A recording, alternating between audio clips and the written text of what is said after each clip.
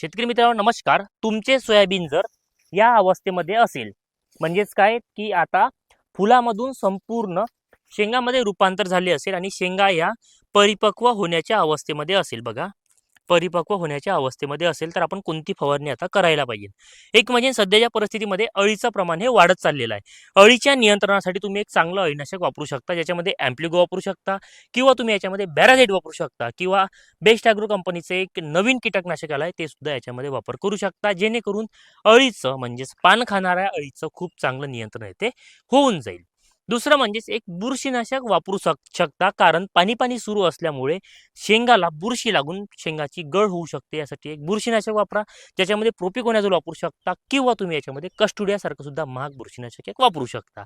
दाना भरण्यासाठी रायडोफाईट पोटॅश, जसं की तुम्ही याच्यामध्ये FMC कंपनीचं लिजंट किंवा पाटील बायोटेक कंपनीचं केसर्च 5 ग्रॅम 15 लिटर पाण्यासाठी जर उपयोग केला तर तुम्हाला जबरदस्त फायदा सोयाबीनच्या उत्पादन वाढीसाठी हा दिसून येईल.